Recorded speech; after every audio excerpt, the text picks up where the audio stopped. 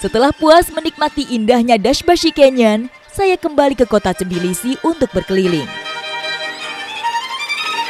Dan belum lengkap rasanya kalau saya tidak mencoba transportasi kebanggaan warga Tbilisi, yaitu cable car atau kereta gantung. Inilah yang terjadi saat cuaca Tbilisi atau angin Tbilisi stabil. Cable car akan penuh antrian seperti ini. Cable car ala Tbilisi ini memang banyak menarik minat wisatawan. Tidak hanya saya, bahkan banyak warga dari luar kota Tbilisi yang datang untuk menikmati moda transportasi ini.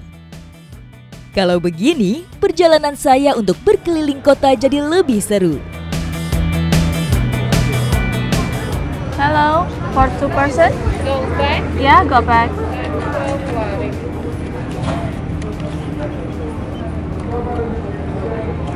Untuk tiket cable car ini untuk 2 orang dihargai sebenarnya 10 lari, tapi untuk harga tiketnya 2 lari. Untuk 1 kali perjalanan dan kembali lagi ke stasiun semula, saya cukup membayar 5 lari atau sekitar Rp29.000.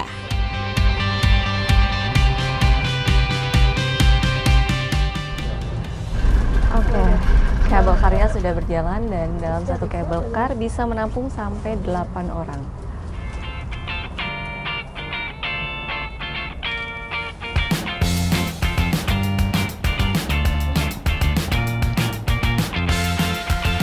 Cable car ini memang menjadi salah satu transportasi yang menarik untuk turis karena dari cable car kita bisa melihat city view dan beberapa gedung bersejarah lainnya yang ada di Tbilisi.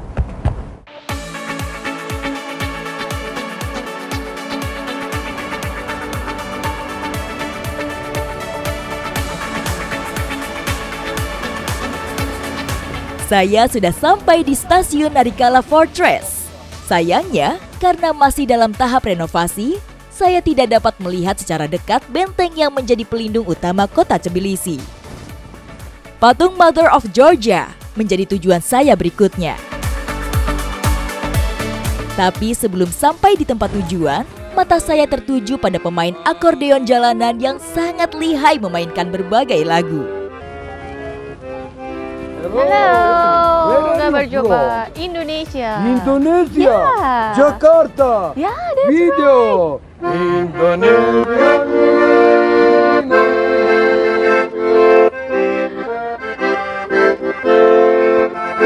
Indonesia Raya.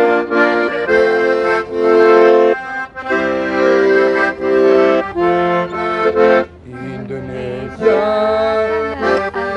Wah, menarik sekali. Ternyata Bapak ini bisa memainkan lagu kebangsaan Indonesia. Dan kabarnya tidak hanya Indonesia saja, tapi beberapa negara juga dapat dimainkan. Indonesia.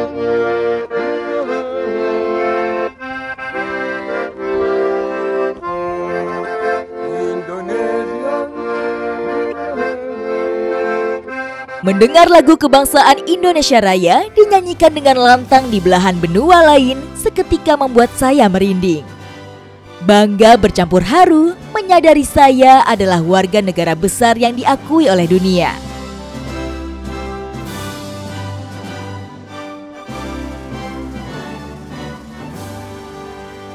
Ini merupakan patung Mother of Georgia, patung yang melambangkan orang-orang Georgia. Mereka akan menerima tamu dengan keramahan, tapi kita juga bisa melihat ada pedang yang dipegang yang mengartikan bahwa orang Georgia sangat melindungi bangsanya.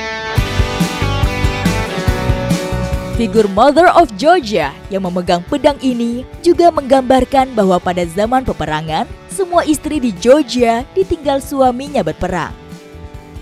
Jadi, sosok ibu pada saat itu juga berperan sebagai ayah yang sekaligus melindungi keluarganya. Dari Mother of Georgia, saya menyusuri jalan di antara gedung dan berhenti sejenak di menara yang khas.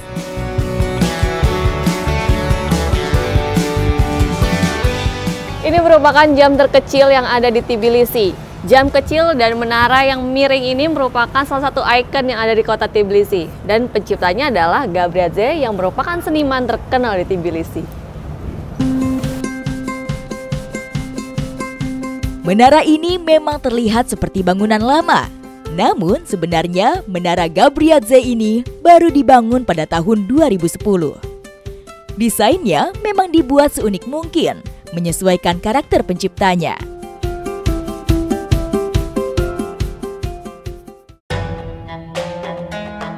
Kerajaan Islam pernah berkuasa selama 400 tahun di Tbilisi. Dalam jangka waktu selama itu, Tbilisi menjadi tempat yang nyaman untuk dihuni umat muslim dari berbagai kota bahkan negara. Namun, akibat peperangan yang tidak kunjung berhenti, membuat Tbilisi ditinggalkan oleh sebagian umat muslim yang ada.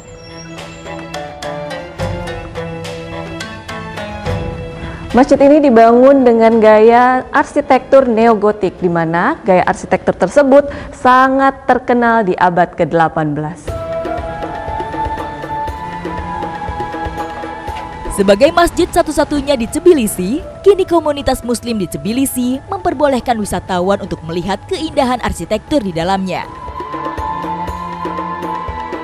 Puas melihat arsitektur Masjid Juma, saya penasaran ingin melihat proses masak untuk hidangan berbuka puasa.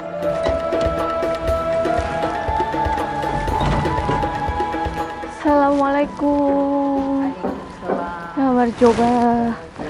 Gabar coba adalah merupakan sapaan yang formal untuk orang-orang Georgia. Sebagian muslim dari etnis Azerbaijan masih bertahan di Tbilisi. Tapi, mayoritas dari mereka tidak dapat berbahasa Inggris.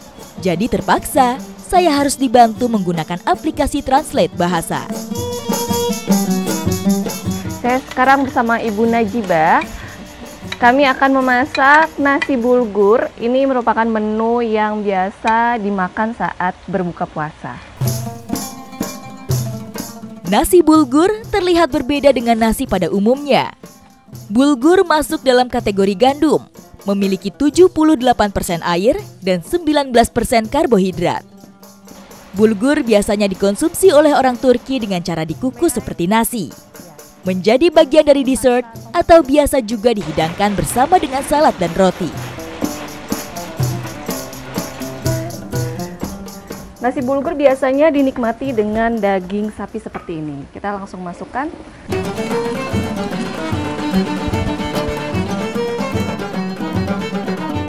Selama bulan Ramadan, ada banyak donatur yang menyumbangkan sebagian rezekinya ke Masjid Juma. Ada yang berupa uang untuk dimasak oleh pengurus masjid, tapi ada juga yang langsung memberikan sumbangan berupa makanan. Agar tidak ada rambut yang jatuh ke makanan, jadi saya harus memakai scrub. Dan wah, ternyata berat sekali ini nasi. Setelah semua bahan dan bumbu masuk ke dalam panci, saatnya mengaduk hingga rata. Jangan lupa tambahkan lagi air agar dagingnya semakin empuk dan nasi bulgurnya bisa matang dengan sempurna. Kegiatan masak ini dilakukan selama bulan Ramadan dan dimulai dari jam 2 siang. Hebatnya lagi, yang masak hanya 2 ibu.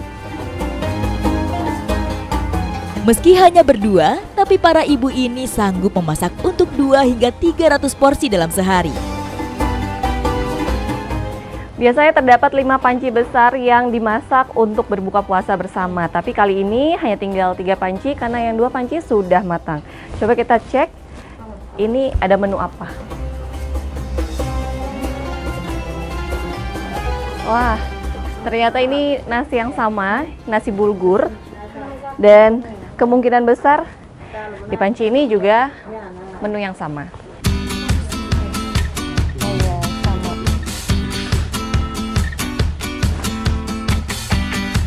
Panci berisikan nasi bulgur ini aromanya sangat menggugah selera. Tapi saya harus tahan karena belum tiba waktu berbuka. Nah, ini prosesnya sudah selesai, kita tinggal menunggu waktu 3 jam, itu pas sekali saat waktunya berbuka puasa. Ketika nasi bulgurnya sudah mulai matang, apinya wajib dikecilkan Atau tungku kompor harus ditahan menggunakan batu bata agar panasnya bisa merata dan bulgur matang sempurna. Menunggu waktu berbuka, banyak umat muslim yang datang untuk mengaji. Semakin mendekati waktu berbuka puasa, Masjid Juma juga semakin ramai jamaahnya. Alhamdulillah, tibalah saatnya berbuka puasa untuk waktu Tbilisi.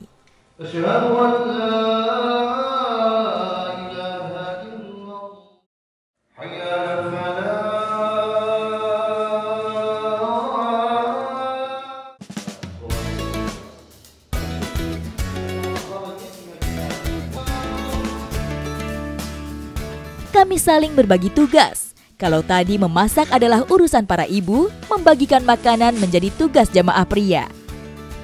Karena tidak ada perempuan satupun yang boleh terlibat saat membagikan makanan dari panci besar ke piring saji sebagai bagian dari tradisi.